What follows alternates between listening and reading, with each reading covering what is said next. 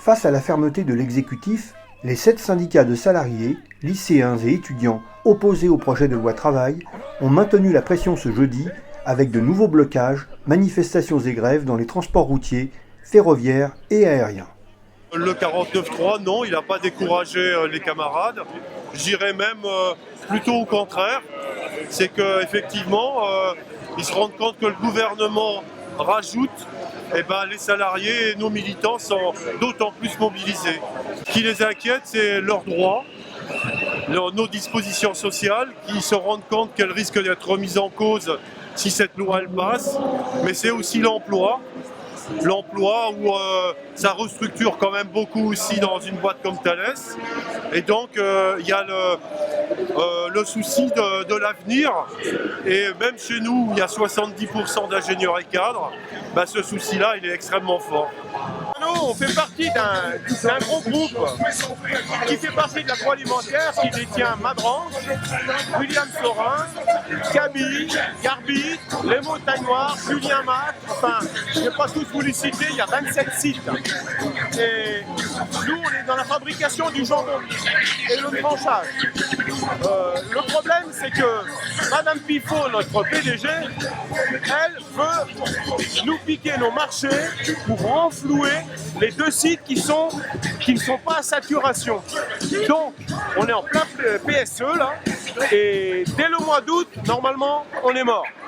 La loi El Khomri, on est en vif du sujet là, puisque la loi El Khomri, on pourra virer n'importe qui, n'importe quand, à n'importe quel moment. Et là, je peux vous dire que si cette loi elle passe, c'est catastrophique pour le monde ouvrier, quoi. Des agents dans mon dépôt qui ne s'intéressaient pas du tout au départ à la politique et qui ne faisaient pas attention aux lois qui passaient.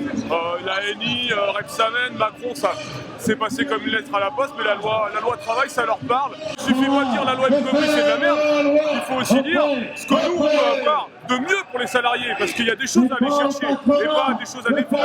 On peut obtenir un code du travail bien supérieur à ce qu'il est aujourd'hui. On va continuer à laisser faire et il faut absolument réagir et avancer, y compris la CGT sur nos propositions, notamment le nouveau statut du travailleur salarié. Vous êtes de la CFDT, oui. Vous êtes à la manifestation. Oui. Comme pour la première, ça fait 7 manifestations où on y est. Le syndicat des métallurgies des Nord-Est de la Seine est contre cette loi scélérate, c'est tout. Donc on participe au mouvement comme les autres. Okay, qu'est-ce que vous craignez dans cette loi la hiérarchie, inversion de la hiérarchie des normes, le référendum d'entreprise, les heures supplémentaires, et tutti quanti, à en faire du fumier, des mauvaises fois. Sur la SNCF ou la loi El Khomri, c'est la même chose. C'est une façon d'augmenter les horaires de travail, derrière de pouvoir diminuer les effectifs. C'est tout un ensemble qu'il y a dans la loi El Khomri, comme sur les décrets, les conventions collectives que les patrons du ferroviaire veulent faire passer. Il y a beaucoup de dispositions sur les heures sup et sur le temps de travail, le délai de prévenance, l'annualisation, les forfaits jours. Donc c'est très néfaste pour l'ensemble des salariés, ceux des TPE, ceux des grosses entreprises, les ingénieurs cadres. Vraiment, on est déterminés au retrait de cette loi et bien sûr à gagner des droits nouveaux, un vrai code du travail du XXIe siècle.